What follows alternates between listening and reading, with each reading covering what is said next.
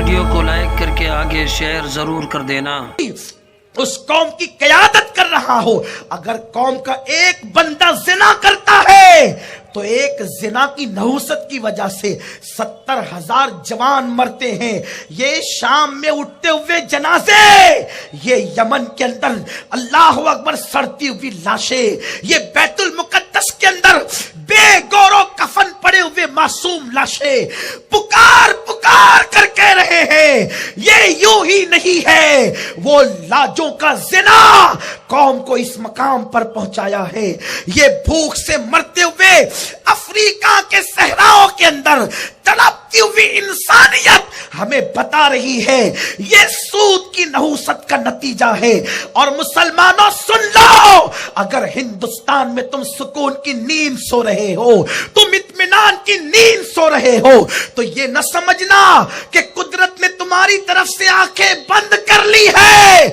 قدرت کی نگاہ سے کوئی بچ نہیں سکتا۔ رات کی تاریکیوں کے اندر جرم کرو گے یا دن کے اجالوں میں جرم کرو گے، دریاؤں کے کنارے جا کر جرم کرو گے یا پہاڑوں کی بلندیوں پہ جا کے جرم کرو گے، اگر تم ہوائی جہازوں میں جا کے جرم کرو گے، تم سب سے اپنے گناہوں کو چھپا سکتے ہو، خدا سے تم چھپ نہیں سکتے، اللہ کی نگاہوں سے چھپ نہیں سکتے۔ ان اللہ کان علیکم رقیبا۔ اپنی دولت پہ نہ اترانا، اپنی جوانی پہ ناز کر کے اللہ کو ناراض نہ کرنا۔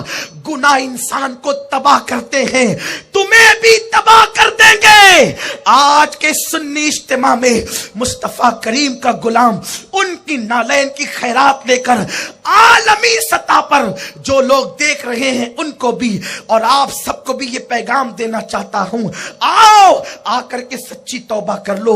گناہ ہلاک کر دیتے ہیں، گناہ تباہ کر دیتے ہیں۔ اور سنو، اور بہت غور اور دل کے کانوں سے سنو، اگر گناہ سے دامن بچایا نا، پوری دنیا میں مندی ہوگی، تمہاری دکان پہ مندی نہیں ہوگی۔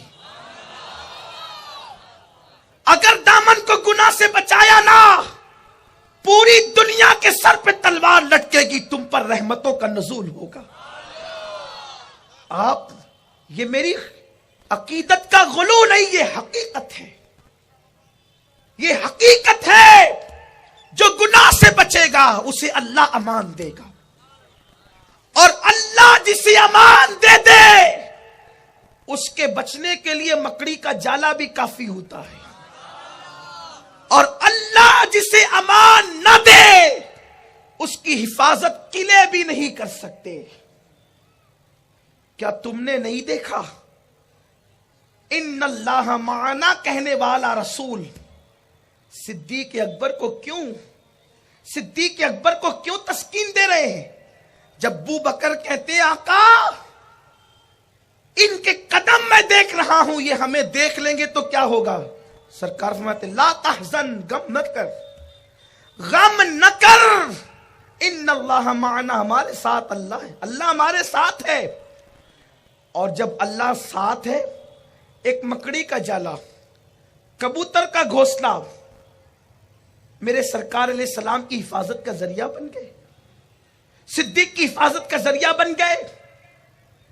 اور فرعون محل میں رہنے والا ہلاک کر دیا گیا، ابو جہل مکہ مکرمہ پر جس کی گنڈا گردی چلتی تھی چھوٹے چھوٹے بچوں کے ذریعے سے ہلاک کر دیا گیا۔ آئیے ایک بات عرض کروں، شاید آپ نے یہ روایت سنی ہوگی، اس کو روح البیان شریف میں علامہ اسماعیل حقی نے بیان فرمایا۔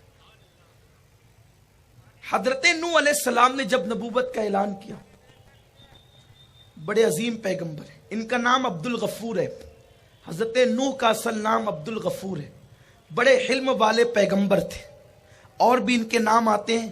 ان کو نوح اس لیے کہتے ہیں، نوح یہ بہت روتے تھے اللہ کے خوف سے، نوح بنا ہے نوحہ سے، بہت روتے تھے اللہ کے خوف سے۔ حیرت ہے مجھے، جو معصوم ہے وہ روتے تھے، اور جو مجرم ہے انہیں کبھی رونا بھی نہیں آتا۔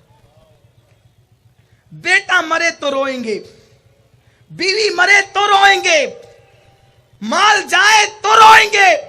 میں نہیں کہتا کہ نہ رو، محبت رلاتی ہے، لیکن محبت ہو تو رلاتی ہے۔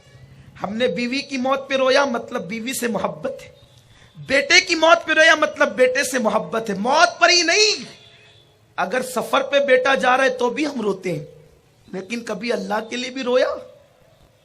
جتنی محبت تو مال سے کرتا ہے مسلمان، اتنی بھی تو اللہ سے نہیں کرتا۔ جس اللہ نے تجھے سب کچھ دیا، جناب نوح بہت روتے تھے، آپ نے 950 برس تبلیغ کی، ایک روایت کے مطابق صرف 80 لوگ آپ پر ایمان لائے، اور بڑا المیہ یہ کہ نوح علیہ السلام کی بیویوں میں سے ایک بیوی وہ خود بھی ایمان نہ لائی، وہ ایسی بدترین عورت تھی کہ قوم کے درمیان جا جا کر کے کہتی تھی کہ نوح تو پاگل ہو گیا، استغفر اللہ، نوح تو مجنون ہے، اس کی بات نہیں ماننا۔ حضرت نوح نے اللہ سے عرض کی، مولا یہ کیا ہے؟ ارشاد ہوا، نوح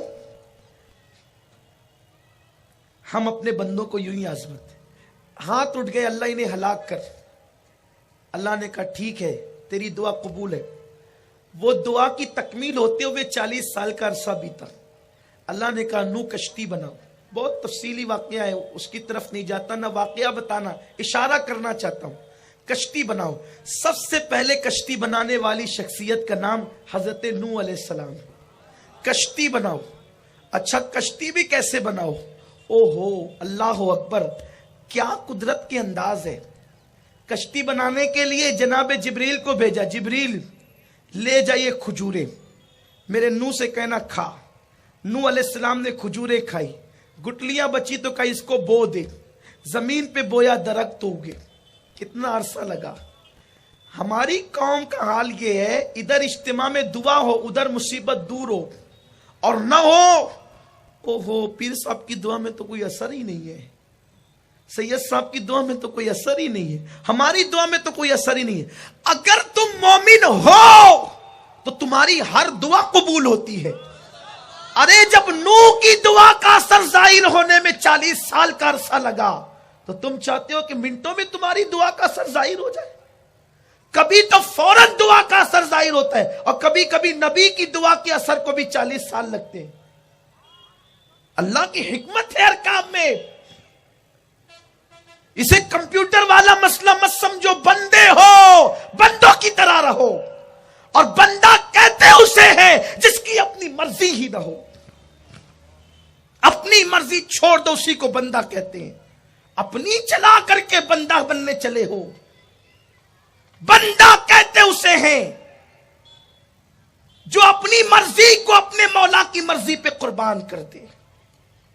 باتیں تو بہت سی ذہن میں آتی ہے، لیکن ڈوبتا ہوا سورج میرا دامن پکڑ کے کہتا ہے کہ رکنا ہوگا، کیونکہ ہمیں نماز کے لیے ابھی تیاری کرنی ہے۔ بہت توجہ سے سنو، درخت بڑھ رہے ہیں، جناب موسیٰ صبر کے گھونٹ، جناب نوح صبر کے گھونٹ پی رہے ہیں۔ بہرحال ان درختوں کو نبی نے کاٹا، یہ سب نبی سے کروایا گیا، کاٹا، تختے بنائے، کشتی بننے لگی۔ جناب نوح کی قوم مذاق اڑا رہی ہے، ان کی بیوی تالیاں بجا کر قوم کو بلاتی ہے، دیکھو دیکھو یہ پاگل کیا کر رہا ہے۔ قوم کہتی تھی کیا کر رہے ہو؟